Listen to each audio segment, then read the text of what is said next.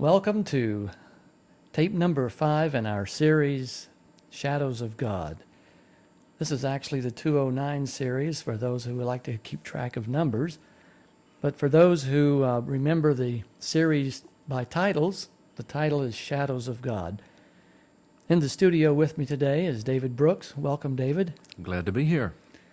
We're going to pick up where we left off last time. We have been examining the Old Testament prophets, and we are observing the reasons that God gives for what he does.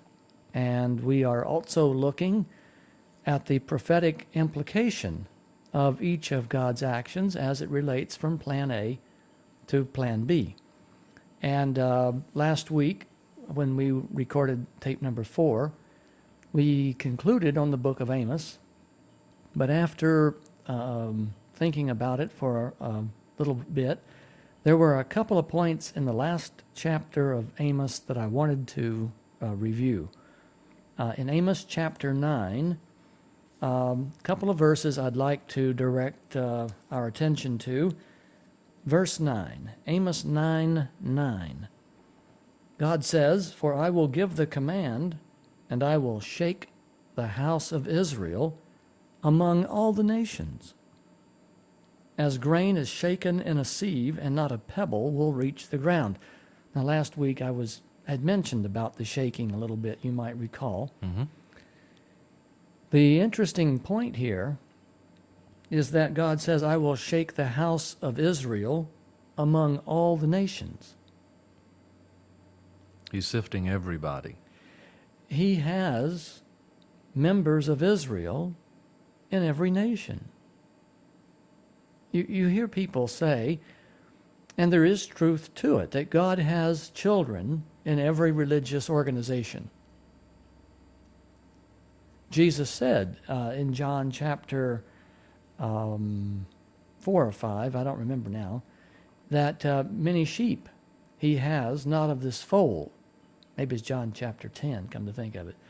The idea is that God has had children in all other religious organizations from time beginning. He did have a special organization through which he tried to accomplish the promotion of the gospel to the whole world. He did have a family of 12 tribes, 12 sons, through which he gave his richest revelation of what his plans and what his purposes and what his way of life was all about. And these were to be trustees of the gospel and carry the gospel to all the world. And then he had 12 apostles. He chose 12 again. There's Mm-hmm. something about that number that is significant. Right. Well, the point that we're going to see as we get further into Isaiah and Jeremiah is that as God is looking not at just the rescue of Israel, he is looking at the rescue of all who are faithful people. Individuals as well as nations.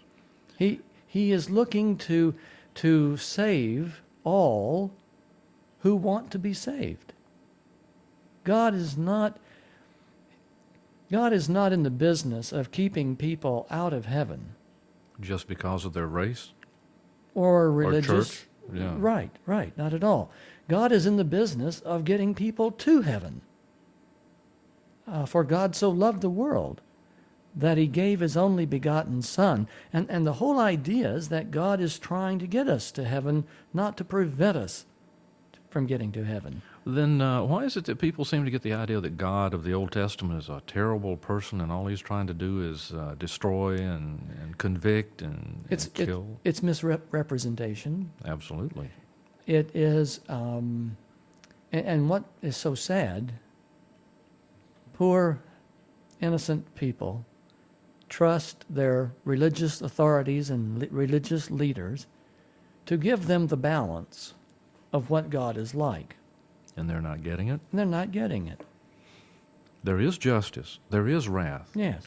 But the mercy and the grace is there too. That's right. Let's jump down to verse 11 Wait. What does this mean? Not a pebble will reach the ground. Oh, okay. When God does the shaking, it's the pebbles you don't want. It's the seed you want. It's what falls through the sift that you keep. Mm-hmm. That's the good part. In other words, you separate the good from the bad. And the illustration here is that the pebbles will be taken out and crushed. They'll be destroyed. And it'll be every one of them. Yes, yes. Having been raised on a farm and dealing with combines and a lot of agricultural product, wheat and oats and things like that, I can tell you it's very difficult to get some of those things out, either on a gravity shaker or on an aspirator or a wind device. Any of those devices are going to leave some noxious weeds, as they call them, Yes. and little rocks and gravel and pebbles and dirt balls. They're just going to get in there. Yes. Well, verse 10, I think, summarizes it. All the sinners among my people will die by the sword. All the pebbles among my people will die by the sword. Isn't it interesting how poetically it turns that around? Yes. Notice first, I will shake the house of Israel out of all the nations. Then it turns around, all the sinners among my people will die. It's actually flip-flop that, so you can't mistake the thought. That's right. That's right. All those who say disaster will not overtake or meet us will die. Many people, when presented with what's the right word I'm looking for? Many people, when presented with a view of God, A paradigm? or having a paradigm that God does not harm, that God does not kill, that God does not rise up in destruction, they have a view of God like he's a type of a Santa Claus. He will not bring evil. He will not do evil. He will not allow harm to come to me. Sort of the prosperity concept of God. Mm-hmm. Benevolent dictator. Yes, yes. But God says, look, you're not listening to me. This is God talking. And Amos, you might recall, a prophet to the northern kingdom, he's only about 45 years away from their destruction. They don't know the date of their destruction. Many people, in fact, are denying that God is going to do what Amos is claiming. And remember, it was the high priest over here that tried to get Amos run out of town on a rail. That's right. Amaziah was his name. In verse 11, Amos 9, God says, in that day I will restore David's fallen tent. So something. What does it mean? Something broke. What does it mean when the king's tent is on the ground, flat on the ground? It means he's been defeated. Yeah. It means he's been overrun. It means his defenses did not work. That's correct. God says, I will repair its broken places and restore its ruins and build it as it used to be, so that they may possess the remnant of Edom and all the nations that bear my name, declares the Lord, who will do these things. The days are coming, declares the Lord, when the reaper will be overtaken by the plowman, and the planter by the one treading grapes. New wine will drip from the mountains and flow from all the hills. I will bring back my exiled people Israel.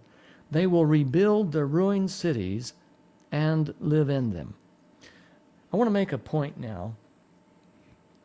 Many people, Christians today, read Amos, this last chapter, and they conclude that 1948 is the fulfillment of this prophecy.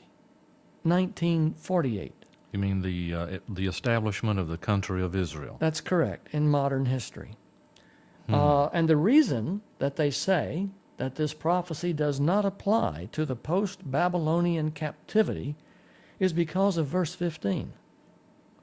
The following verse. God says, I will plant Israel in their own land, never again to be uprooted from the land I have given to them. Well, in Plan A, that might have worked. Well, most people don't understand there was a Plan A. In other words, do you understand the argument? Yeah. Yeah, the argument is that they're using the word Israel as a literal nation But they're in the saying Middle East. that the decree to restore and rebuild Jerusalem, given during, after the Babylonian captivity, the vision was given during the captivity, but shortly after, that the restitution of the land and the returning of the exiles to their homeland, that does not meet the specifications of this prophecy. Because it says it will never again be uprooted. That's correct. So in other words, if in 1999, in October of 1999, someone were to invade Israel and crash it, the theologians have a major problem. Well, they would.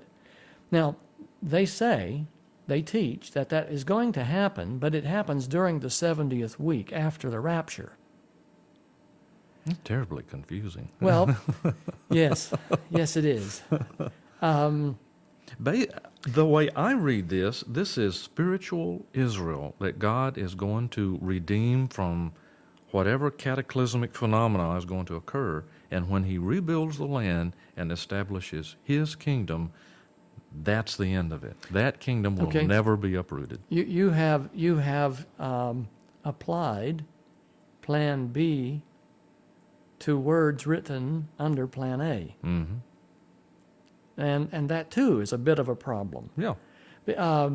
When you take the text as Amos is delivering it here, when you take the word of the Lord as Amos is delivering it, God is talking about a restoration in which there is a faithful Israel, and an Israel that is repentant, and an Israel that brings in the reformation that God is seeking. In other words, the reason there is a Plan B is because God's plan failed here. Mm. Because the people failed. The people failed. And so as we work our way deeper into the story, what I'm trying to show is that Amos is giving what God intends to do to Israel, for Israel, through Israel, after their punishment. So this would be a literal Israel that would be reconstituted, if you want to say that, in literal terms, in Israel, according to Plan A. That's correct. Okay. That's correct. This, remember, has nothing to do with a second coming of Christ. Right. This has nothing to do with what you and I know today. It has to do with what would have happened That's correct. if Yes. Israel had done what they were supposed to do. That's right. And to confirm this point, we're going to go now to the book of Hosea. Hosea is the next prophet that follows Amos chronologically in preaching to the nations, the 10 tribal nations of Israel in the north. And Hosea begins his ministry around 755 BC. Just a mere 25 years later, approximately, Israel, the 10 northern nations, are finally destroyed. Israel doesn't know that Hosea is their last prophet. Israel doesn't know that God is speaking one last time. Hosea is treated about like Amos and Obadiah and Joel, And just like Jesus was. as all the prophets were. Hosea, God requires Hosea to do something kind of strange, to marry a prostitute. And to marry a prostitute in this particular biblical time period was a great offense. It was a disgrace to the family. A disgrace to the family who revered the living God. Now, it meant nothing to the world. It was just a shame that among those who revered and were faithful to the small minority that were faithful to the Lord. Well, today it would be analogous to some well-known evangelical preacher pulling something stupid. Well, the idea in Christ's day, remember they tried to stone Mary Magdalene Mm-hmm. because it was considered from the days of Moses for a woman to be a prostitute was the most shameful and defiling character in the nation, and God instructed them it was not to be tolerated, and they were to be destroyed, cut off, and killed. The man and the woman. Yes, yes, It's amazing that in Jesus' day, the men who were actually controlling yes, the woman were the ones who brought her there just to see what was going on. They had defiled themselves to the point that the men were no longer responsible for the behavior, even though they were the ones who were in charge of it. yes, right. One other thing about this time period that you need to understand, Israel, the 10 northern nations at this time, were living in a time period of relative prosperity. Trade was going well. The economy was going well. Things were looking quite nice for the upper class and the rich. Of course, it's always been the case that when the economy is doing well, the rich are always getting richer. And the poor are always getting poorer. Well, the poor, as long as the economy is growing, the poor are getting by. They're being taken care of by some There's entity. well, there's some in the growth of the economy. There is a way for the poor to get by. When the economy becomes stagnant, the poor can't make it, but the rich have all the money. But in other words, there's no, the garbage cans are overflowing. There's a lot of waste. There's a lot of leftovers. Yeah. So everybody can get by. So everybody gets by. Mm-hmm. But as soon as that's cut off and everybody starts making everything count, That's right. Things get tough. Then the poor really do suffer. So I have observed that it is one of God's neat ways of taking care of the poor through the ages and in different civilizations by causing a prosperity process where the economy expands and grows and the gleanings are gathered up by the poor and they survive. And they don't have enough, but they get by. I heard today that they're anticipating 6 billion people will be on the planet in just a week or two. Yes. And the same commentator suggested that at the current rate of growth, they're looking in 5 years we'll hit 7 billion. Wow. Now, that number jumped out at me because it's taken a significantly longer time than 5 years to get from 5 to 6. And suddenly, in 5 years, we're going to put another billion people on the planet? I think it's taken 12 years, if I remember right, somewhere around 12 or 13 years to go from 5 billion to 6 billion.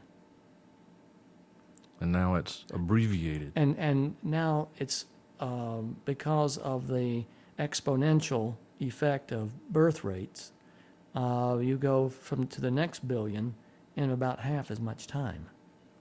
Would it be feasible to say that the 8th billion? Will come even sooner. Yeah. I read a report the other day that says that the population of the Earth will double. Get this, would double if all things being equal, by the year 2027. So we're looking at 12 billion. Yeah. Yeah. Now, this is just astronomical because there aren't resources enough to feed that many people. The gospel is going in reverse. And by that I mean today there are fewer Christians than there ever have been.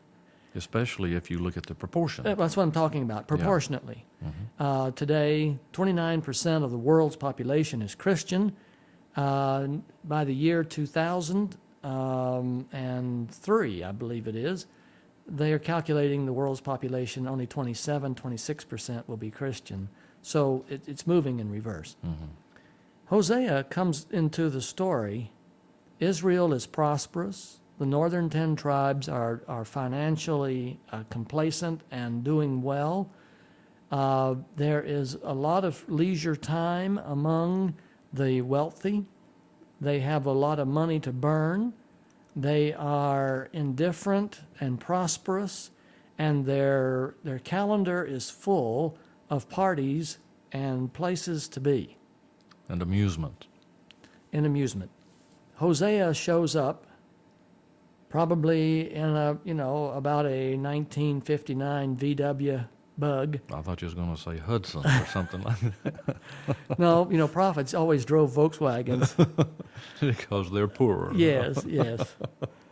So he shows up to deliver the word of the Lord, and of course, he's not very well received.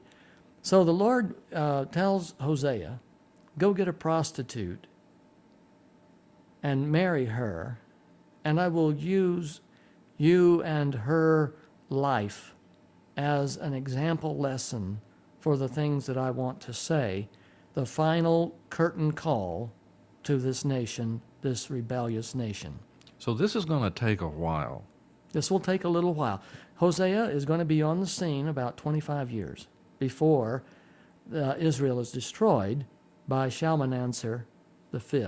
So his life for about 25 or 30 years is basically going to be on display for the whole right. country to see. That's right. Sort of like Ezekiel's life, if you will, during the Babylonian captivity. Ezekiel's life was on display, and the Lord had him lay on his left side and his right side, and to do all different kinds of things, and to dig a hole through the wall, and all kinds of interesting things he had him do, so that by watching him, they may not hear his words, but they could not get around his actions. And they've got to go home and wonder, wait a minute, what is this? Right. What does this mean? Okay, Hosea 1, verse 2, the Lord began to speak through Hosea, and he said to him, "Go take to yourself an adulterous wife and children of unfaithfulness, because the land is guilty of the vilest adultery in departing from the Lord." So he married Gomer, daughter of Diblaim, and she conceived and bore him a son. Then the Lord said to Hosea, "Call him Jezreel, because I will soon punish the house of Jehu for the massacre at Jezreel." Now, the house of Jehu, the kings that are currently on the throne, are descendants of Jehu. And some time back, this massacre at Jezreel was totally unprovoked and unjustified. And God has said, "Look, this is the straw that has broken the camel's back." Was this the killing of the king's sons? Jehu killed everyone in Jezreel who remained of the house of Ahab. Mm-hmm. In 2 Kings 10, verse 11. That's right. And the relatives were killed with no survivors whatsoever. The Jehu was taking the throne away from the offspring of Ahab and laying siege to the throne. It was kind of like he set them up. The letters were exchanged, and he sent word saying, "Why don't you Yes. do away with these guys?" That's right. And when they did, then he comes up on the scene and says, "Well, what have you done?" Yes. Yes. And then it's because you've done this. Bam. Yes. He slaughters all of them. Basically, he was working both sides against the middle. Yes, that's right. Well, even though Ahab and his family were evil, this is where two evils don't make a right. No, this is politics. I mean, they were very ruthless Yes. back in those days. Yes. So Gomer conceives, they have a son, and they name him Jezreel. And because Jezreel means that punishment is coming soon. And isn't it interesting? Now, maybe I'm just making too much of this, but isn't it interesting that Hosea knew where to go to find a prostitute? Well, I I'm sure it didn't take long. I'm the whole sure nation was full of them. So naming him after the massacre was sort of a living slap in the face. Mm-hmm. Then God said to him, I want you to have another child. This time they gave birth to a daughter. And the Lord said, name her Lo Ruhamah, for I will no longer show love to the house of Israel. Now, after this little girl was weaned, Gomer had another son by Hosea, and they named him Lo-Ami. And it means, for you are not my people, and I am not your God. He's sending messages with every child here. Well, you can think about how significant this would be to have a prophet in your country, and he has 3 children whose names remind you of a massacre, Mm-hmm. or that means not loved, or it means you are not my people. One would begin to think, what a depressing household to live in. But again, isn't it significant? One of the main things in the Jewish economy and society is, number one, that God is the God of the people, that they are loved. Well, the covenant that God established with Israel operates like this. If you will be my people, I will be your God. Mm-hmm. And what he's saying by the names of these children, you haven't been my people, and I've had enough. I will no longer be your God. But look at verse 10. Every time God gives this warning or this threatening statement, God responds with a word of hope. In verse 10, he says, yet, even though I'm going to destroy and punish the nation of Israel, the Israelites will be like the sand on the seashore, which cannot be measured or counted. What he's really saying is that, look, this current crop, I'm a problem. I'm going to destroy, but I will save, out of this whole process, I will save a remnant. And out of that remnant, I will achieve my end time goal, which is a harvest of souls that can't be numbered. Now, and they will re-inhabit and rebuild the land of Israel. that's correct. If you remember in Revelation 7, the great multitude, which no man could number, Mm-hmm. are like the sand of the seashore, which cannot be measured or counted. Right, same words. Same words. Oh. And in the place where it was said, you are not my people, that'll be changed Yeah. to where they will be called sons of the living God. Yeah. In other words, God is saying, look,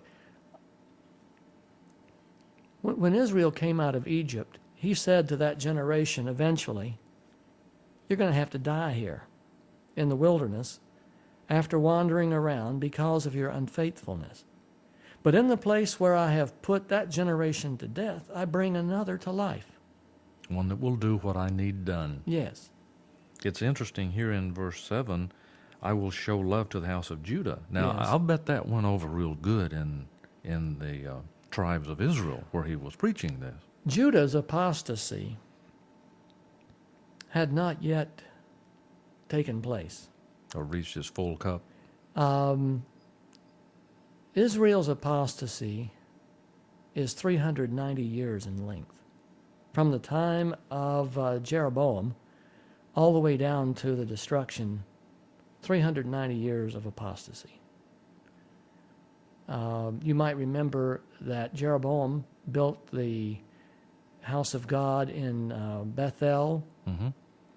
Well, Bethel was the place where Jacob put his head on a rock and had the vision of the ladder coming down from heaven. And the angels running up and down. Right. And in an effort to keep his subjects from going to Jerusalem to meet the obligatory nature of feast observances and so forth, he built a temple there at Bethel, and also one at Gilgal, and he led the people into idolatry. And the point is that for 390 years, this had been going on and on and on and on and on and on. So for political expediency, he took the whole country astray. Yes, yes.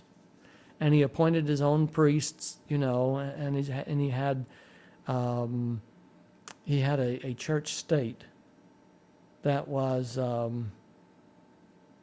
just absolutely corrupt. Hosea comes along, Amos came along, indicating this corruption, and of course they're not well received. When we get to the destruction of Israel after 390 years, God has had enough. Now, interestingly enough, after Israel is destroyed in 722, Judah goes into apostasy. You'd think they'd learn by observation. You would think observation would be Osmosis, if nothing else. a very important factor in learning. But and so this is why when Ezekiel laid on his left side for the sins of the house of Israel 390 days, a day for a year, and then he flipped over on the right side and laid on his right side for 40 days for a year. The total of 40 plus 390 is 430, right? Right. Apostasy, the apostasy of both houses of Israel, if you will, totaled 430 years. In 430 years, there is a total of 70 Sabbath years. The reason the Babylonian captivity is 70 years is so that the land will get its Sabbath rest while the inhabitants are in the foreign country. Because they didn't observe the Sabbaths while they were in it, Yes. then the land will get its rest one way or the other. With or without you. Yeah. Now, the interesting point here is that 430 years is a number that most Bible students will pick up on, because this is exactly the same identical length of time that Israel spent in Egypt. When you read Exodus chapter 12, verse 41, the Bible says, at the end of 430 years, to the very day, God delivered Israel from captivity in Egypt. They moved from being a nation of slaves to being a nation of free men. The irony about this is that whether in Egypt or in the Promised Land, Israel did the same thing. Israel apostatized. And the generation that God delivered out of Egypt had to die in the wilderness. The generation that went into the Babylonian captivity didn't want to leave. So basically they died. They had to die there. Mm-hmm. They had to die. Yes. And when it came time to restore and to rebuild, Jerusalem and put the government and the nation back together, very few of the Jews wanted to go back to it. Most of them wanted to stay in town. Well, they had sort of grown used Well, sure. to everything. That's sure. And when we get to the study of Ezra, we'll see how that when it came time to go back to Jerusalem, Ezra gathered everybody together out by the Ahava Canal. That's where they were assembling. And so Ezra went through and examined everybody that was going, and there were no Levites in the crowd. Not one preacher wanted to go back. The job was too big. Well, it just really fried Ezra. So he went off looking for some Levites. Ready or not, you're going. And he showed up 3 days later. I believe he had 18 Levites in tow, and he took off for Jerusalem. Well, what I'm trying to say is that Israel's condition may be placed squarely at the feet of its spiritual leaders. Yeah, when you have to take the preachers and the church leaders kicking and screaming to the promised land, what does that mean? Well, you watch what Hosea will say in this process, and watch how this unfolds.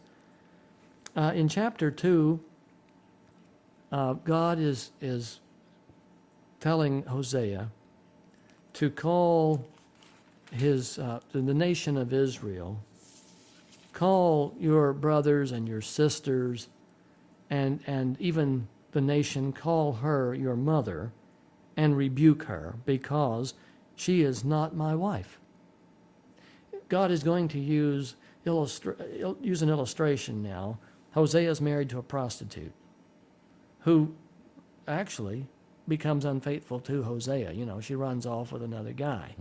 Several times. And so God is saying, now look, Hosea, get the parallel here so that you can speak very clearly on this topic. Just as your wife is unfaithful and in fact moves in with another guy, this is what my people have done. And even though you are part of her, Hosea, I want you to rebuke her. Speak my words and say what they must hear. So he says in verse 2, rebuke your mother, rebuke her, for she is not my wife and I am not her husband. Let her remove the adulterous look from her face and the unfaithfulness from between her breasts. Otherwise, I will strip her naked and make her as bare as on the day she was born. Now he goes on to say, verse 8, she has not acknowledged that I was the one who gave her the grain, the new wine and oil, who lavished on her the silver and gold, which they used for Baal. Therefore, I will take away my grain when it ripens, and my new wine when it is ready. I will take back my wool and my linen, intended to cover her nakedness. So now I will expose her lewdness before the eyes of her lovers, and no one will take her out of my hands. I will stop all her celebrations, her yearly festivals, her new moon feasts, her Sabbath days, all her appointed feasts. I will ruin her vines and her fig trees. I will punish her, verse 13, for the days she burned incense to the Baals. She decked herself with rings and jewelry, and she went after her lovers, but she forgot me.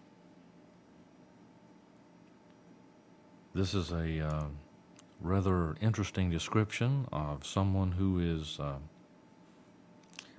not willing to admit who is the real benefactor. We have the same thing in our country today. The greatness and the wealth and the prosperity of our country. Alan Greenspan has more authority than God. According to the people in politics. Well, what about the people in the financial business? Mm-hmm. We live in an age when the prowess of man is given all due credit. Well, I think one of the reasons God only allowed Gideon to use 300 men to win a particular battle was because that way there was no way they could take credit for the victory. And right now, people are looking at the economy, they're looking at the strength of the industrial complex, and they're saying, we are doing this. They're giving God no credit for his plan at all. That's right. You know, Israel came to the place, like in America today, where she was inebriated with her successes. She felt, how can I fail? Things are just too good. How can I go wrong? You look at these giant mergers that are taking place in our country, financial mergers. These guys who are behind this, they're giving as much thought and as careful evaluation of it as they can.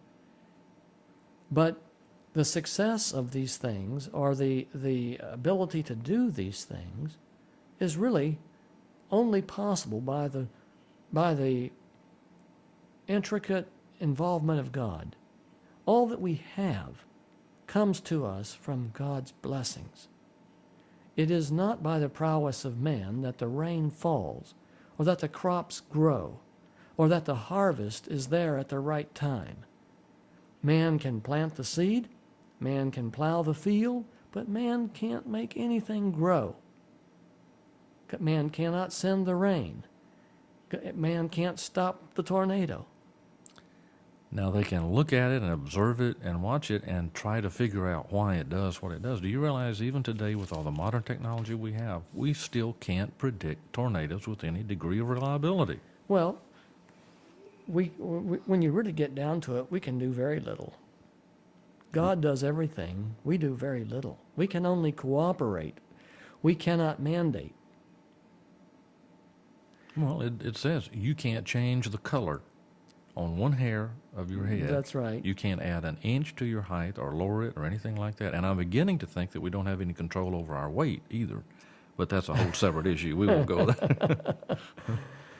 In chapter 2, God goes through explaining why he's divorcing Israel. She has been a prostitute. She's been unfaithful. She's been adulterous. And he says, I can't, away from me. Now, she's giving credit Yes. to other people. Yes. And then God says at the end of chapter 2, he says, I'm going to start over. I will start over. And I'm going to redeem my people, and I'm going to bring them back to the land. I will show my love to the one I called, not my loved one.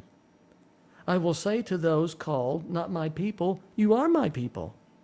And they will say, you are my God. It's almost a love story where he starts all over to court.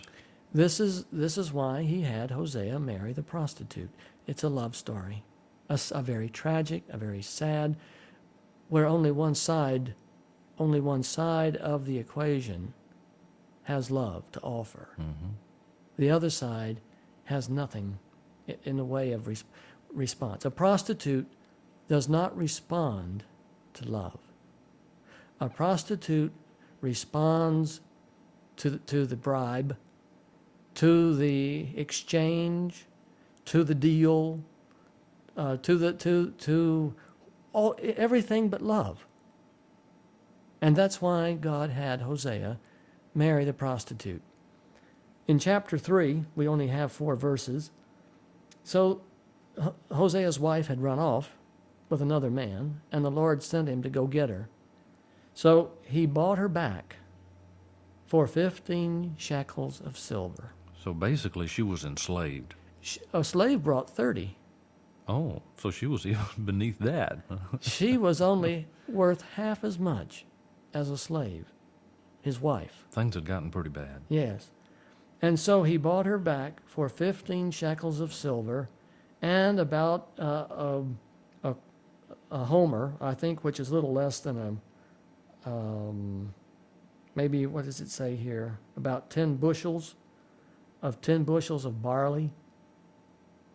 And I told her, you are to live with me many days, and you must not be a prostitute or be intimate with any man, and I will live with you.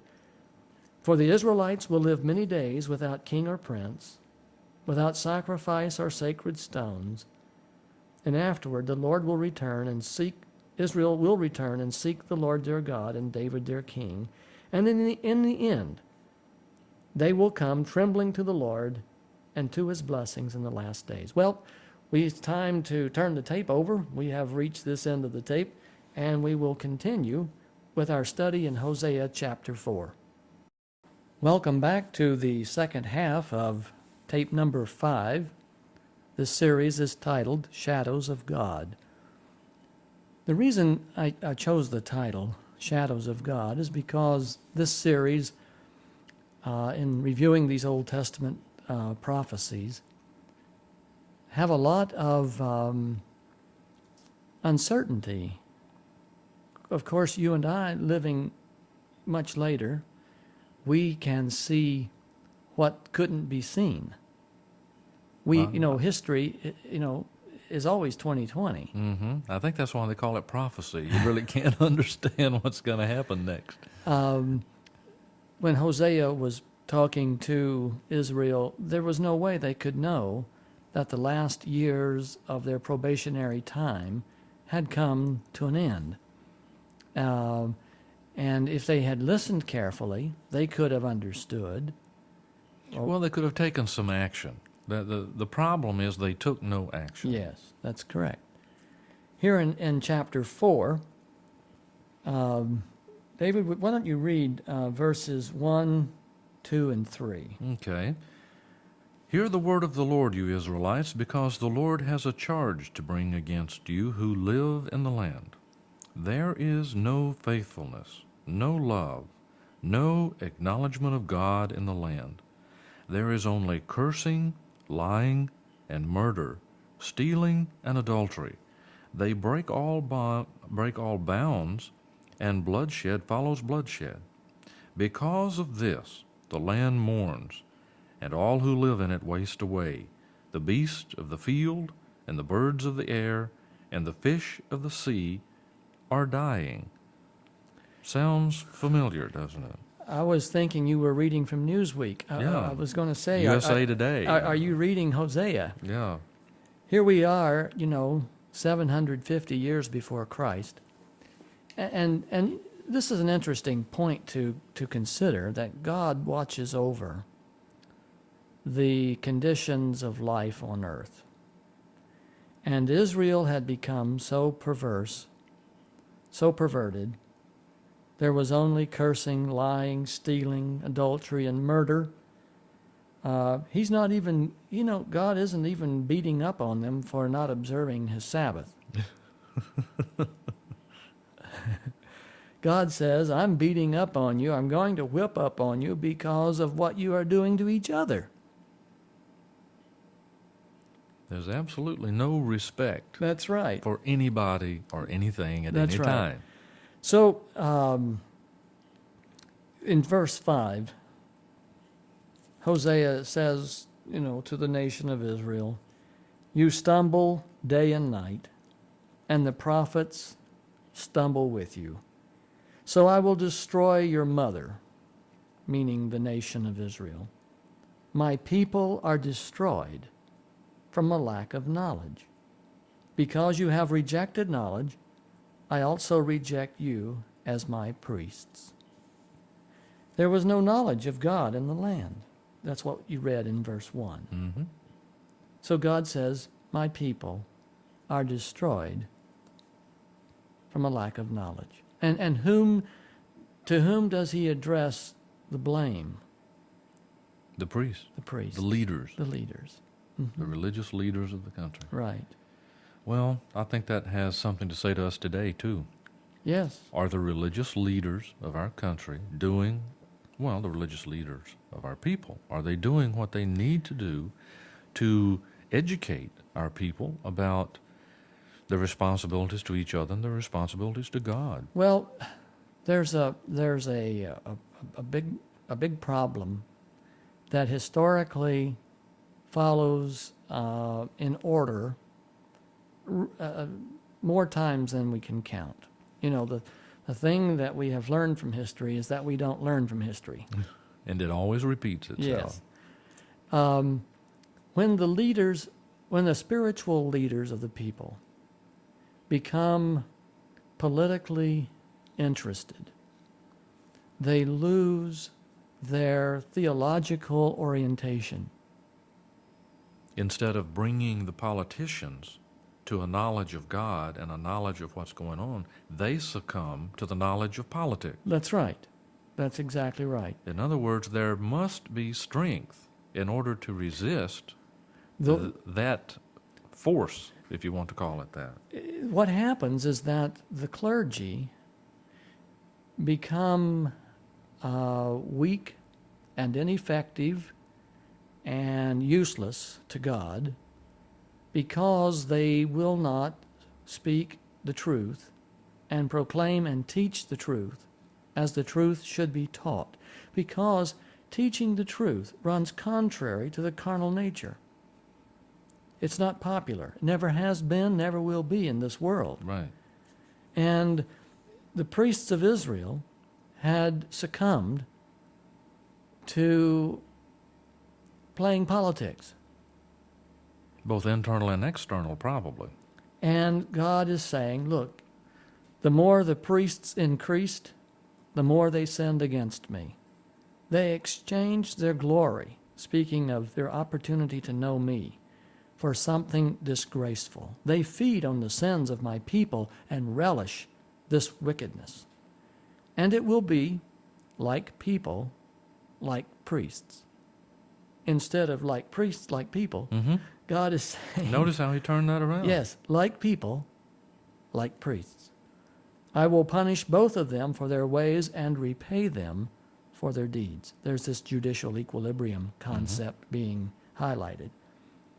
God is saying, unfortunately, people get the leadership they want.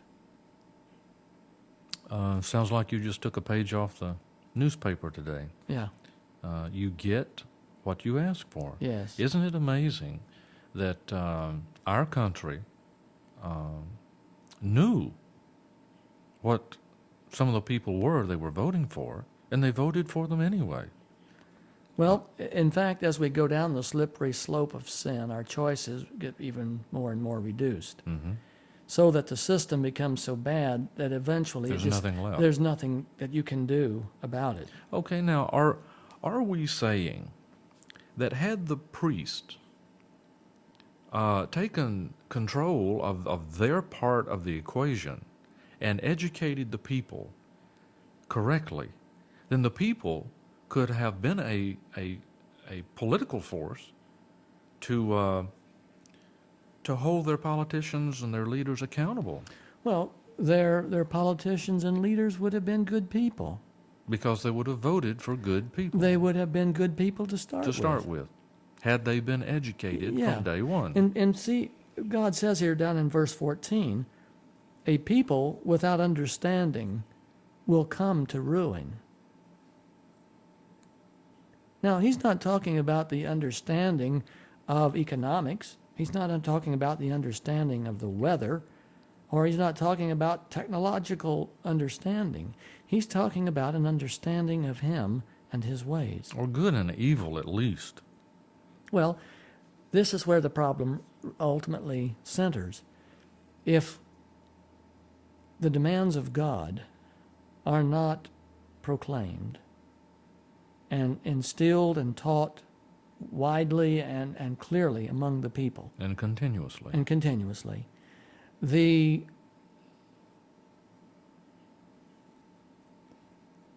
means to live among one another and to treat each other in a righteous way becomes lost.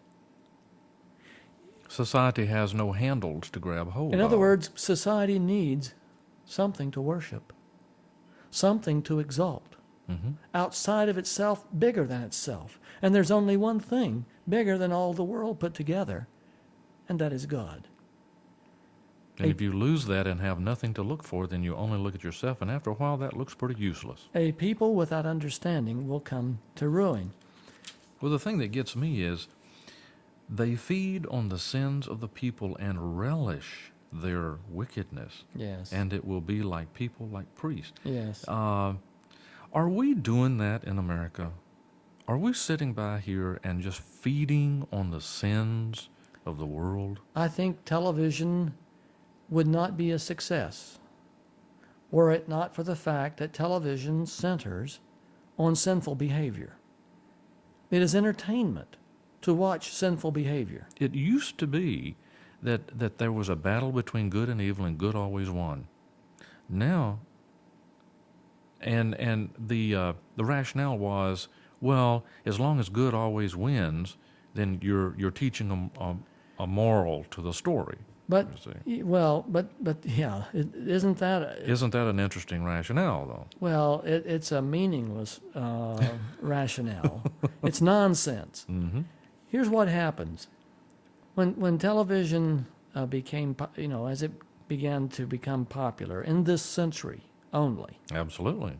Storytelling has always been around, Mm-hmm.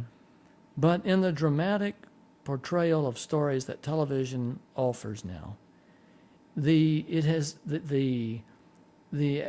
aggrandizement and the exaltation of deviant behavior and evil behavior has gotten so dramatic, it gets all the attention. Mm-hmm. So that ultimately, children watching television began to focus in on what television, the people who get attention. It's the people who do wrong. It's the people who hurt others. We see terrible things being done every day, and people are wringing their hands and crying foul, but no one has really stopped to understand that by beholding, we become changed. And by feeding thousands of hours of violence and adulterous, promiscuous, evil behavior as models before the children, there is no wonder, in my mind, why children act out and behave the way they do. Yeah. What's amazing to me is that it's not only limited to movies and television. We went shopping for blue jeans yesterday, and the label, the paper tag that was on the blue jeans, showed 4 gentlemen, I'll call them that, looking down at the photographer with these contemptuous, hateful looks, and their garb, their get-up, indicates that they're tough, bad dudes, you know? The way they wore their facial hair and their hats and their sleeveless shirts and the pouty, haughty attitude on their faces and everything. And the name of the blue jean company is actually portions of words that we can't say in polite company, or any company for that matter. And they stuck these portions of words together to make a company name. And this tag is on blue jeans and being sold in retail stores in the mall. Well, it's all about attitude. It's all about attitude. And the prices that these people get for these things is ridiculous. Yeah. I mean, a pair of blue jeans is worth $13. They were selling them for $60. Wow. We left them.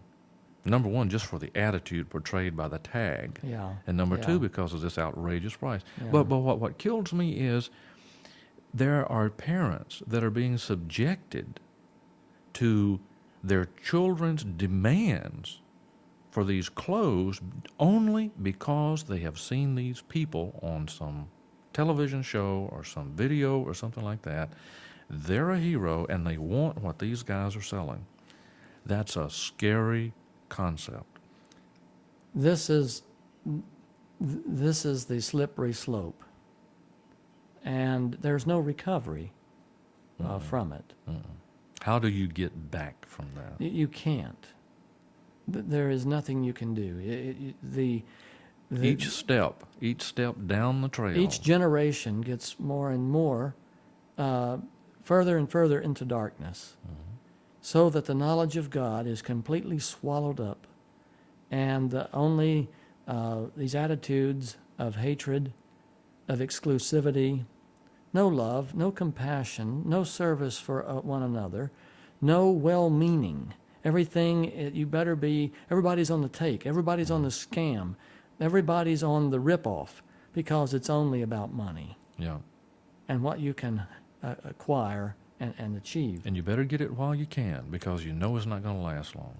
God speaks here in Hosea chapter 7 about something, what you're saying here. God says here in verse 1, "Whenever I would restore the fortunes of my people, whenever I would heal Israel, the sins of Ephraim are exposed, and the crimes of Samaria revealed." I need to make the point that Ephraim was the younger son of Joseph, but he was the one who was blessed above Manasseh. Manasseh, was the older son of Joseph, and so that's why we had the 13 tribes, The tribe of Joseph was actually divided into 2 parts. Well, the northern kingdoms, God refers to as Ephraim, and the southern kingdom he refers to as Judah. So here he's talking about Ephraim, the northern kingdoms. They practice deceit. Thieves break into houses, bandits rob in the streets, but they do not realize that I remember all their evil deeds. Their sins engulf them. They are always before me. God says, I can see them. They delight the king with their wickedness, the princes with their lies.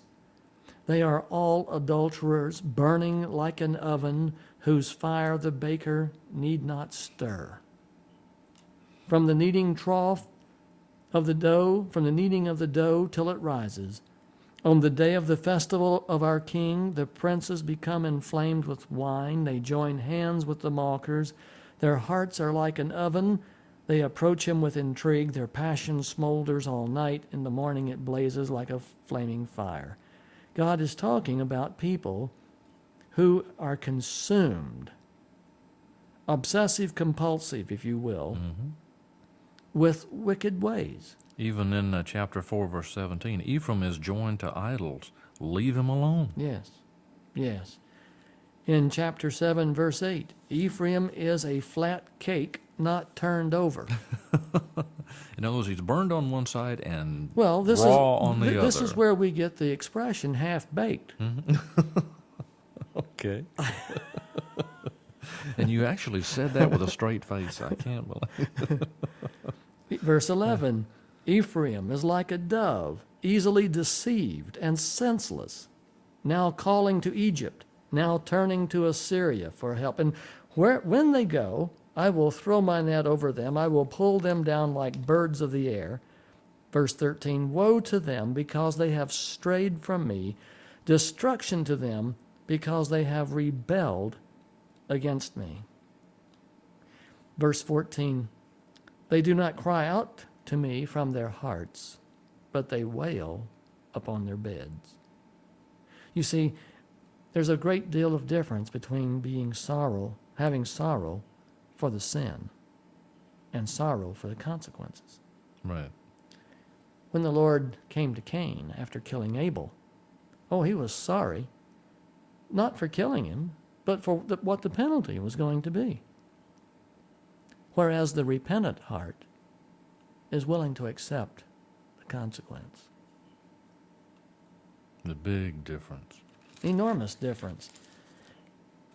I need to make one other point here before we move on. In chapter 6, God made the statement, what am I going to do with you, Ephraim?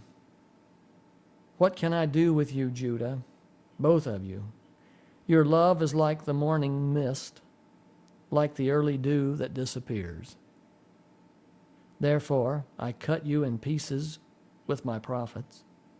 I killed you with the words of my mouth. My judgments flashed like lightning upon you. For I desire mercy, not sacrifices, and acknowledgement of God rather than burnt offerings. God is saying, look, an external religion is totally meaningless, totally useless. Doing religious things means nothing to me. I desire mercy, not sacrifices. Don't come at me with words of repentance or words of praise and sacrificial offering when you're living an idolatrous life. I desire mercy, not sacrifice, and acknowledgement of God rather than burnt offerings. So you can have a burnt offering and not acknowledge God. Well, sure. People go to church every week doing the religious thing and really have no knowledge of God. You know, when the high priest back in the old days stood before God, especially in the Day of Atonement, they had to have looked at their life very, very carefully.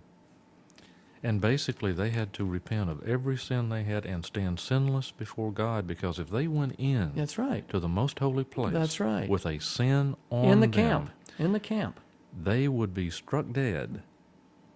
Now, if that proposition were proposed to our people today,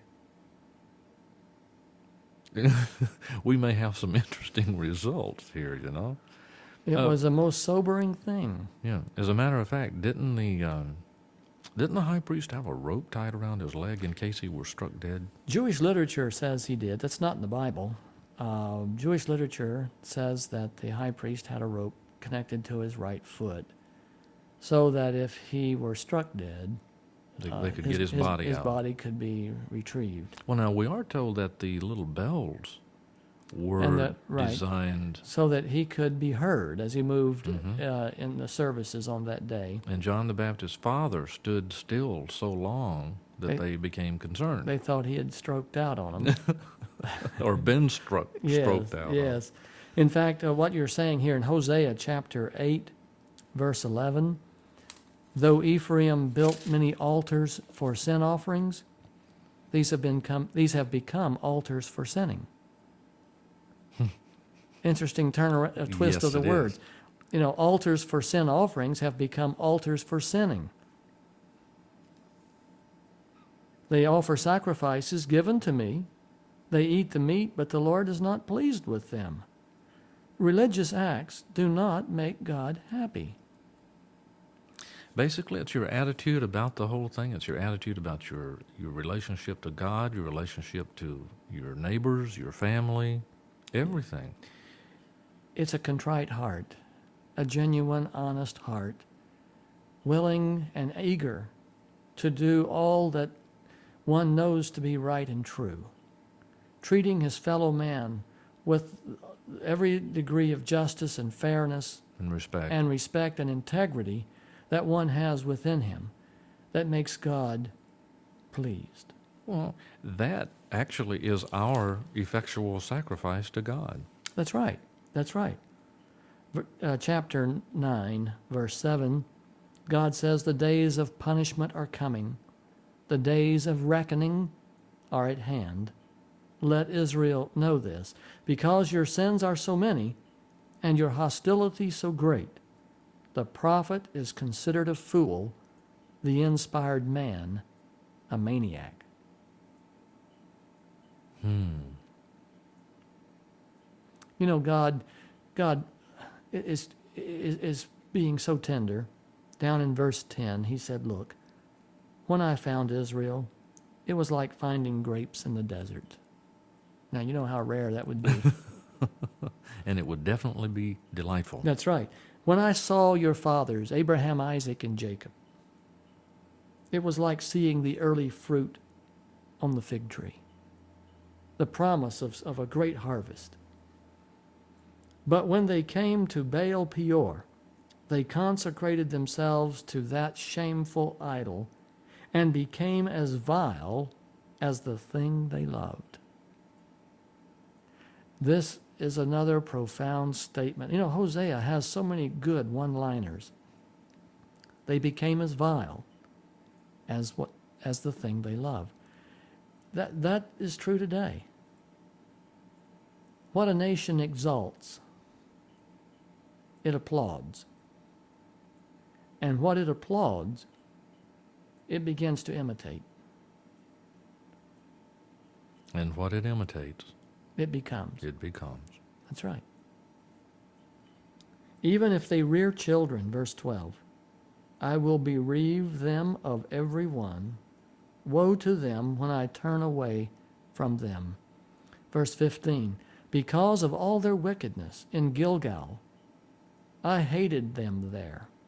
Because of their sinful deeds, I will drive them out of my house. And then in verse 17, I think Hosea finally summarized the whole conclusion in one sentence. My God will reject them because they have not obeyed him. They will be wanderers among the nations.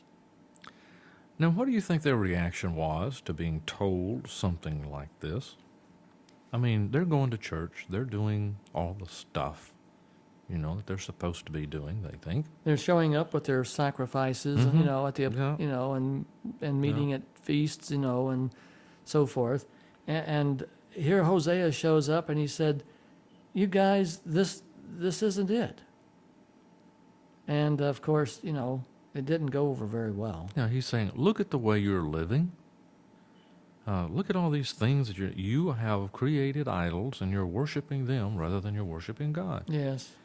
And you got to put yourself in the place of a person sitting in the synagogue, or sitting on, or walking down the street, probably hearing this guy preach this sermon, and you got to be wondering, I wonder which one of my neighbors he's talking to. You know, someone asked me the other day, Larry, what do you think is the real purpose for having a great tribulation before Christ returns? He already knows everybody's heart. He already knows what everybody is inside each person's thinking. Why go through the great tribulation when God already knows what everybody is?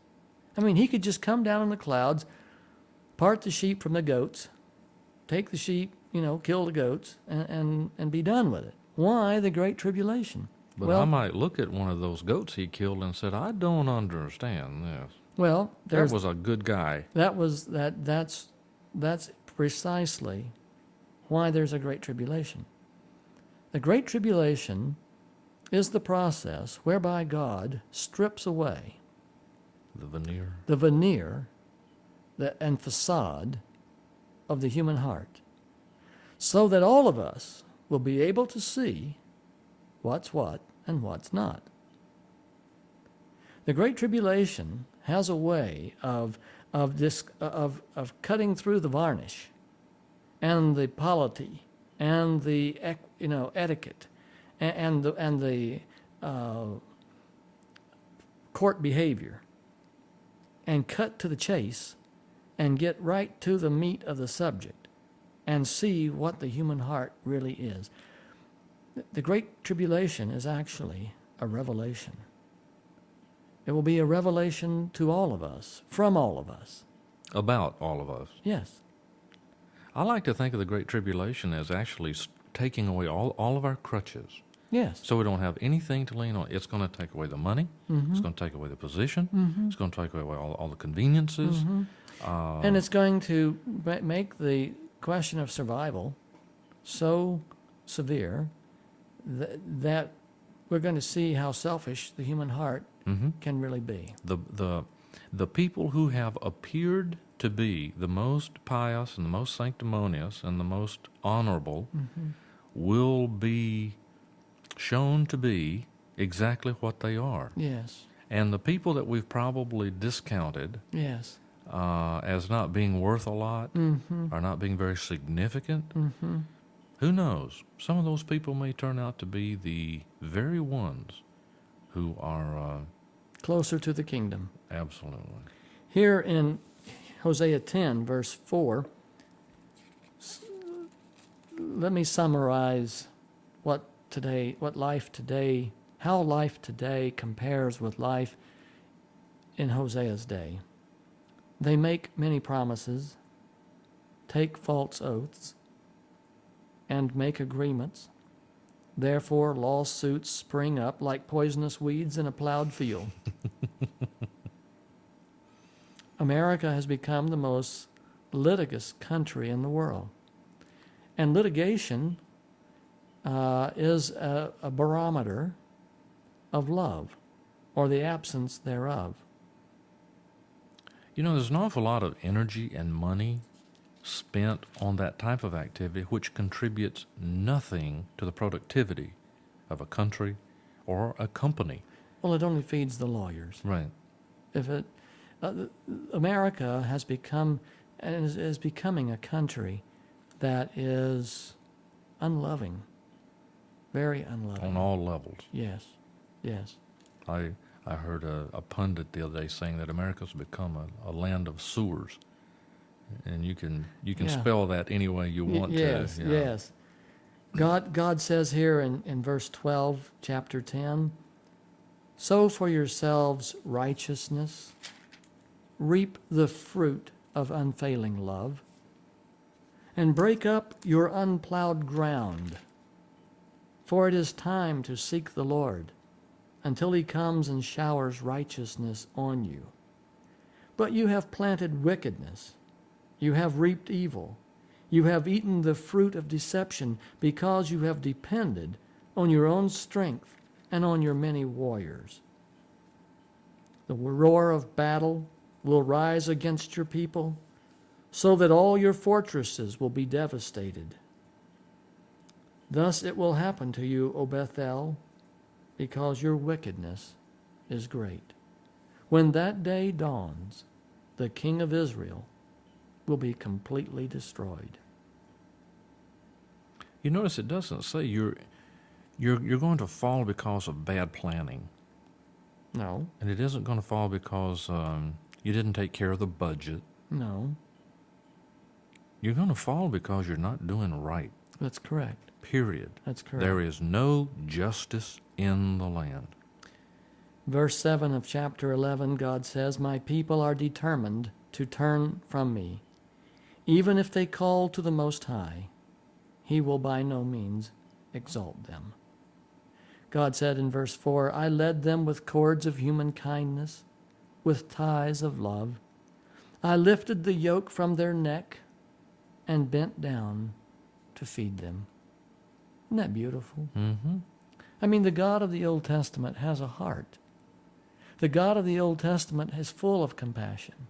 The God of the Old Testament is not willing that any should perish. The God of the Old Testament has labored long, year after year, sent prophet after prophet, generation after generation, trying to bring Israel into accomplishing what He wants of His people. But they keep turning away. And He's given them all the tools necessary to do the job. This proves an interesting point, a very interesting point.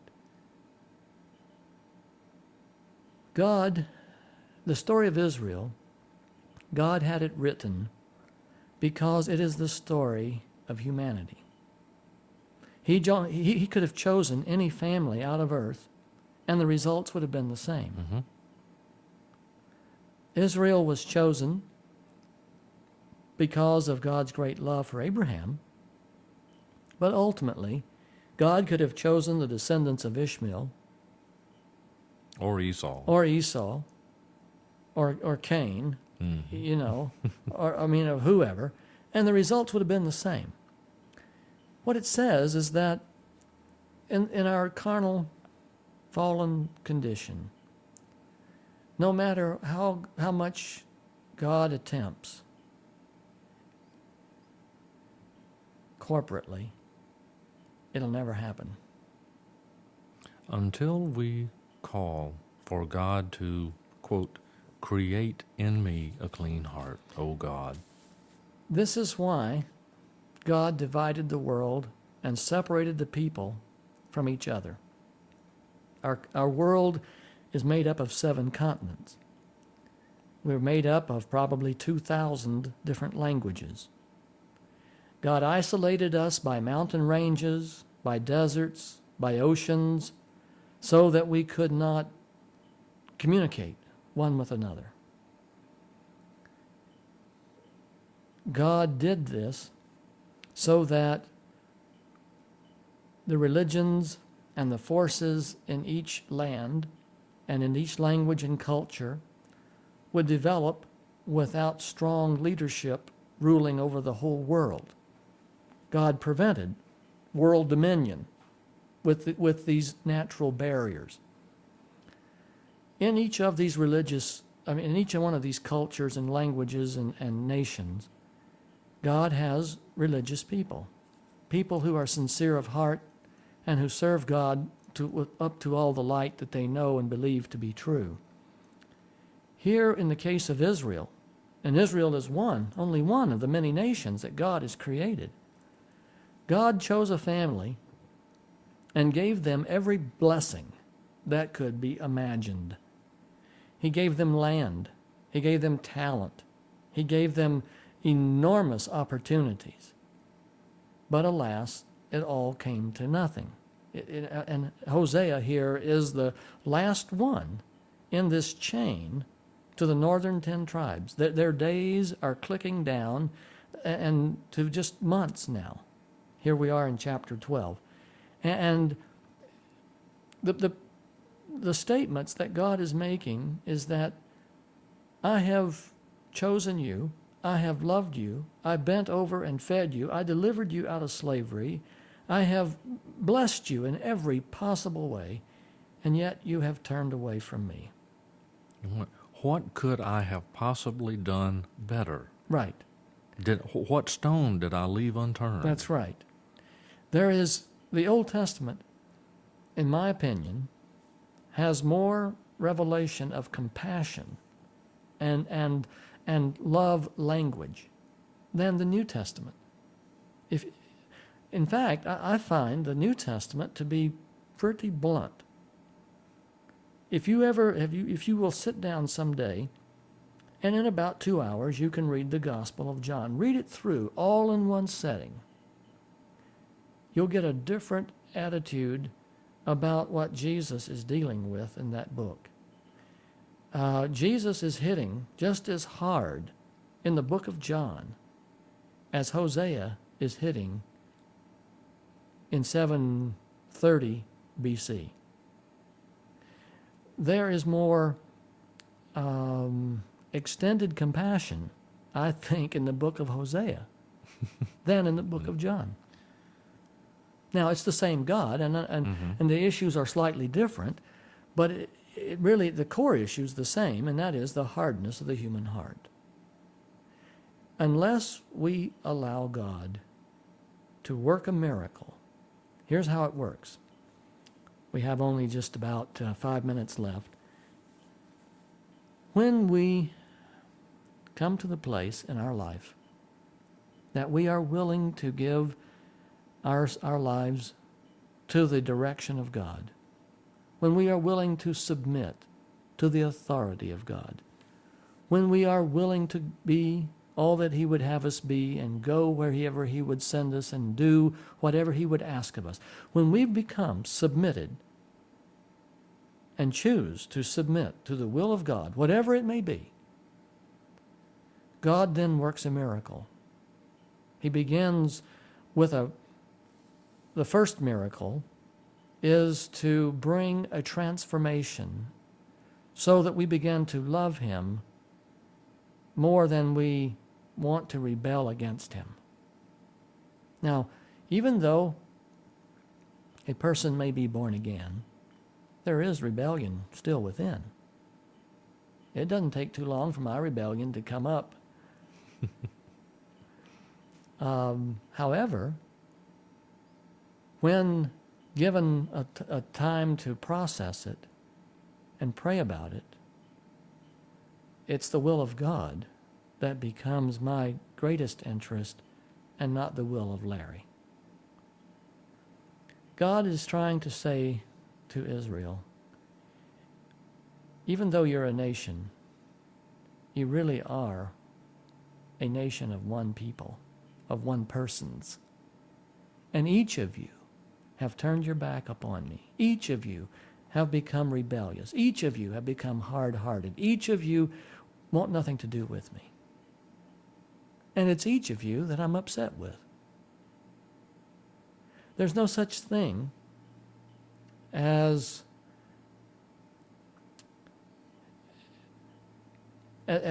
God dealing with a nation because He hates that nation. It's each of its people. And their behavior. And their behavior. God cries. God has struggled. God has done everything He can. And He says, Ephraim, all you can do in verse 8 here, chapter 12, verse 8, all you can do is to boast that you are very rich. I have become wealthy, and with all my wealth they will not find in me any iniquity or sin. See, I'm prosperous. God has blessed me. I am rich. How could I be doing anything wrong? God says, listen, I am the Lord your God who brought you out of Egypt. I will make you live in tents again, as in the days of your appointed feast. I spoke to the prophets, gave them many visions, and told parables through them. Is Gilead wicked? Its people are worthless. Do they sacrifice bulls in Gilgal? Their altars will be like piles of stones on a plowed field. Jacob fled to the country of Aram. Israel served to get a wife. Remember, he served Laban. And to pay for her, he tended sheep. The Lord used a prophet to bring Israel up from Egypt. By a prophet he cared for him. But Ephraim has bitterly provoked the Lord to anger. His Lord will leave upon him the guilt of his bloodshed and will repay him for his contempt. Verse 6 of chapter 13. God says, verse 5, I cared for you in the desert, in the land of burning heat. When I fed them, they were satisfied. When they were satisfied, they became proud. Then they forgot me. Well, God is disappointed. We're going to close the book of Hosea here with a call in chapter 14. These are the last words that the nation of Israel, the 10 tribes, were to hear from God before their destruction. Return, O Israel, to the Lord your God. Your sins have been your downfall. Take words with you and return to the Lord. Say to him, forgive all our sins and receive us graciously, that we may offer the fruit of our lips. Assyria cannot save us. We will not mount war horses. We will never again say, our gods, to what our hands have made. For in you the fatherless find compassion. God says, I will heal their waywardness and love them freely. For my anger has turned away from them. I will be like the dew to Israel. He will blossom like a lily. Like a cedar of Lebanon, he will send down his shoots. His young shoots will grow. His splendor will be like an olive tree. His fragrance like a cedar of Lebanon. Hosea closes, who is wise? Whoever is wise, as it were, he will understand and realize these things. Who is discerning? He will understand them. The ways of the Lord are right. The righteous walk in them, but the rebellious stumble in them. Well, David, Hosea gave the final call, the final message. I don't think there were any takers. Nobody was listening. Nobody cared. Nobody home. And the judgments came. The king of Assyria with his troops came, destroyed the king of Israel, wiped out the whole 10 tribes, and they perished from the face of the earth, never again to be heard from. All because of a lack of knowledge. Yeah, a saving knowledge. Mm-hmm. Well, our time is gone. It's been a joy to be with you today. I hope our study on the book of Hosea has been encouraging and informative to our listeners, and we will see you next time when we pick up with the book of Micah and then into the book of Isaiah. May God bless. God bless. God bless. God bless.